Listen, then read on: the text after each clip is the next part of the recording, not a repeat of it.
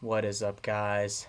Day 5 here, post op. I want to make a quick follow up video to the overall recovery process um, on the same week of the operation. Now, like I said, we're on day 5 right now. I haven't made a video in the past couple days, but I'll fill you in on exactly kind of what I experienced and uh, what you can expect as well if you go through a similar process.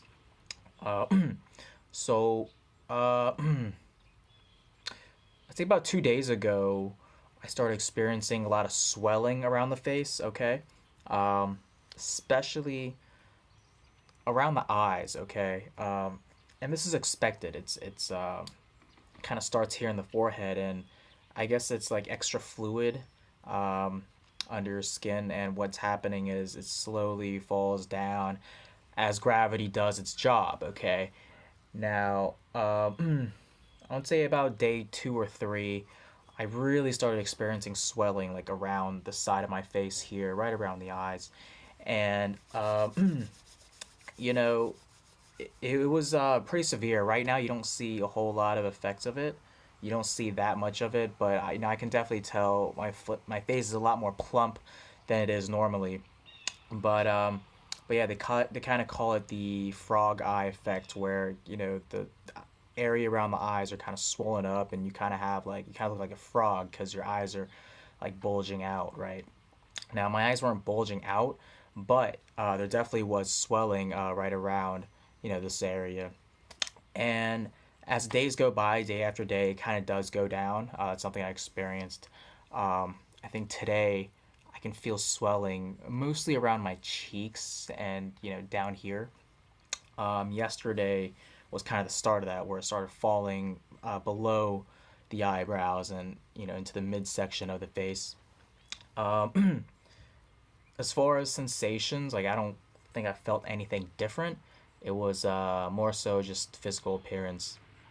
Um, and as far as the actual transplant area, hopefully you can see this well with the light. But yeah, hold on. Let's see if I can get it focused on that area. Yeah. So as you can see, it is recovering. There's a little bit of redness on the skin, right? But you can definitely see the implants are quote unquote more permanent now. Um, at this point, I'm allowed to shower, right? I'm allowed to shower and let water hit my head, because on the first couple of days they advised against it, just because the implants are so new.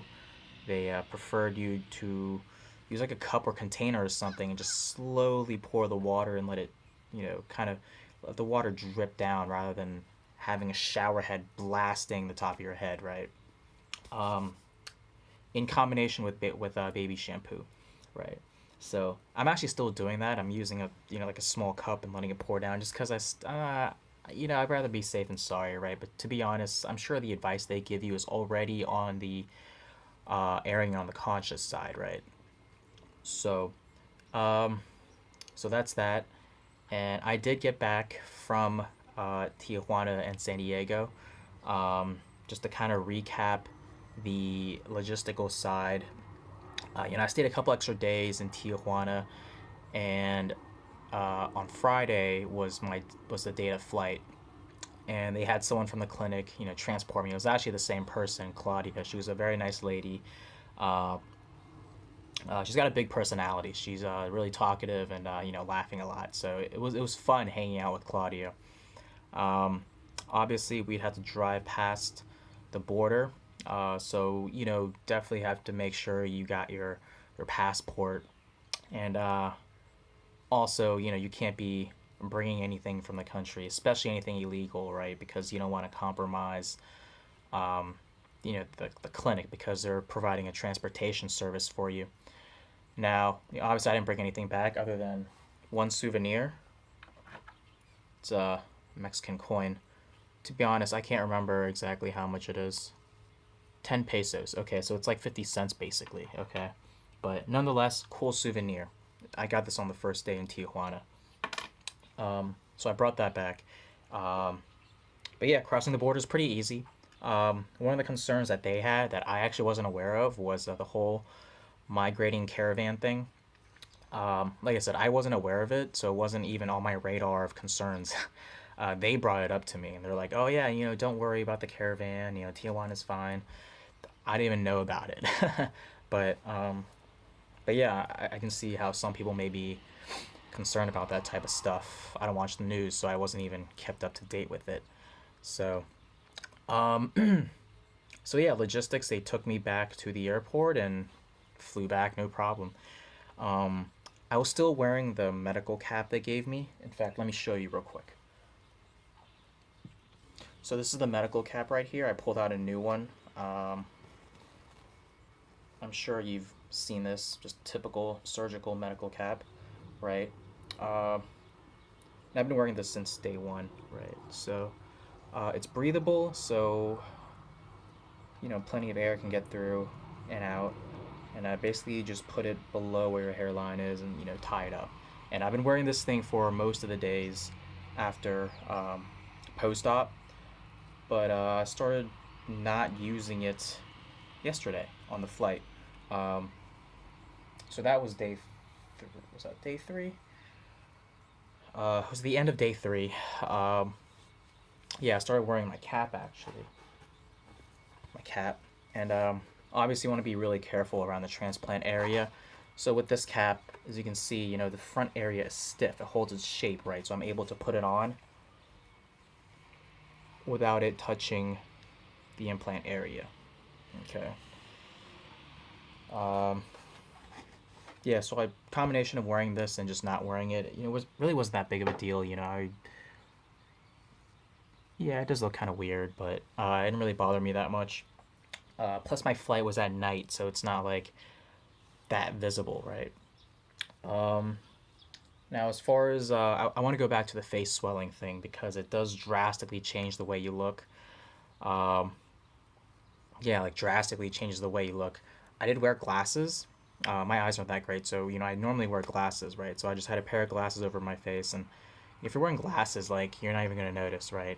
And to be honest, if you're out in public, most people wouldn't recognize you to begin with, and you only think you look weird because you know what you're supposed to look like, and after you've swollen up, you don't look like what you normally look like, right? So it's like there's this thought in the back of your head, oh crap, I look really weird. But to be honest, for most people, it's like that's just what you look like, and it's not even in other people's radar that your face is swollen up or anything weird's going on, right? And yeah, so that's that. Um, One thing I did want to comment on, it was when at the peak of where my face was swollen, like I can feel there's kind of like these red marks that kind of trail back. I guess it's blood or something, but with my glasses on, it at all wasn't even noticeable. Um, so yeah, that's all I have on the whole swelling thing. And as far as recovery, yeah, so far so good. We're given drugs. I can't name them all at the moment. I'm also given like a spray. I think it's a saline solution. What is what it is. So I spray it every couple hours over the implant area.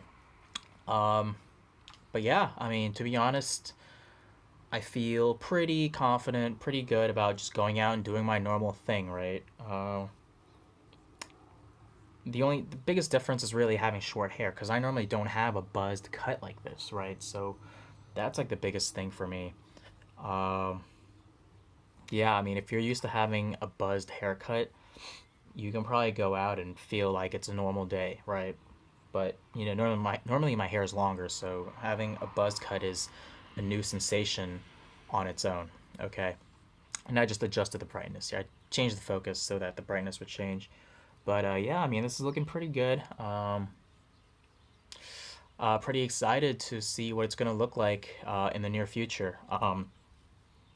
Like many of you guys, I've done my research on kind of what to expect with post-op. I'm sure a lot of you have found that after this week, so week two, all the red spots are basically just scabs, right? They'll fall out over time, okay, over the course of week two. And what you're left with is just, normal hair. but I'm sure a lot of you are aware that over time those actual uh, hairs will actually fall out over the course of the first month. So that's kind of what I'm expecting, right? And as you can see, my hairline will be significantly higher after those hairs fall out. But then it actually grows, okay, over the next couple months. So it's winter right now here on the East Coast. Technically everywhere it's winter, but I'm here on the East Coast. So good time for recovery since it's cold out. You're not going out that much. You're not sweating that much, right? Um, I expect for the seeds to be blossoming in the spring. Okay, so that would be cool to document as well. And yeah, I think that's about it. Um, as far as lifestyle, I'm advised to not work out for a couple weeks. They told me no cardio for 2 weeks. I don't know what they exactly consider cardio. I'm assuming like jogging, type stuff. I don't do cardio anyways. The biggest thing for me is weightlifting. I really like weightlifting. Um, they told me no weightlifting for a month. So that does kind of put a dent in my overall fitness routine, but no big deal. I mean, if you don't work out for a month, you can get back into it the next month and you can kind of recover whatever strength loss you've lost and you'll be back on track, right? Um, so in the following month, I don't plan on working out. Um, I do plan on being physical, as in like walking. I plan on walking a little bit more just so that I'm expending some sort of energy. Obviously, it's not the same as running. It's not as beneficial, but I got to do something, right? Something physical, and I think walking is all right, right? The biggest thing is just causing some sort of nervous stress. You don't want that, right? That's why they advise not to do weightlifting. And to be honest, if I were under a physical stress right now, like under pressure, I would feel like I can feel certain parts of my head under pressure right now. I guess it's part of the recovery phase. I don't know if it's like a something going on with some of my nerves, but I do feel a little something like I know this looks weird, but as I move my eyebrows, I can't do it anymore, but there's like a spot right here where I can sort of feel. I don't know if it's considered tightness or numbness, but I feel a little something there, right? And there's another spot where if I touch, it's right under the implant, so don't worry, I'm not touching the implants. It's not doing it anymore, but I swear I was doing it all day yesterday. There's a spot I could touch and it would cause a spaz like somewhere on top of my head. I was a little bit worried. I thought maybe it was like nerve damage or something. Yeah, I looked it up. Apparently, yeah, some sort of nerve injury is common when it comes to um, hair transplant, but that's something that recovers over time. So it's whatever. And to be honest, I think it is recovering because I can't mimic that same sensation anymore. So it's kind of a moot point. um, but yeah, I'm just trying to nitpick every single little thing I've experienced. That's about it. Um, Obviously, I can't see the back of my head, so I'm gonna turn around just to give you a 360.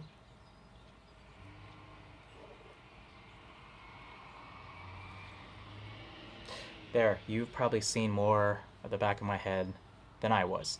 Um, I don't know what it really looks like, the parts where they plugged the grafts out, but honestly, I don't really care. I can sort of feel it. I can feel a scabby area, multiple scabby areas. I'm assuming it looks similar to this basically, but maybe a little bit more spread out, right?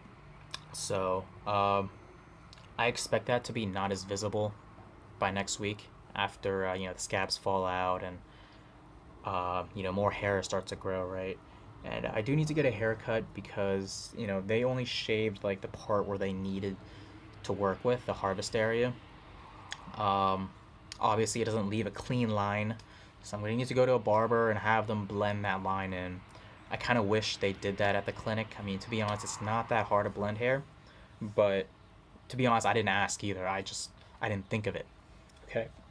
Ooh, excuse me. I didn't think of it, but but yeah, I think that's about it. Right now, it's day 5, like I said. I'll probably do another one in a few days. Um, I'll share, anything new that I experience or any new thoughts. And, over time, I'm probably going to do smaller segments on, many topics related to, hair transplant um, that are of relevant, that are relevant. Yeah, sorry. Apparently, I'm losing my English here. Anyways, that's about it, and see you then.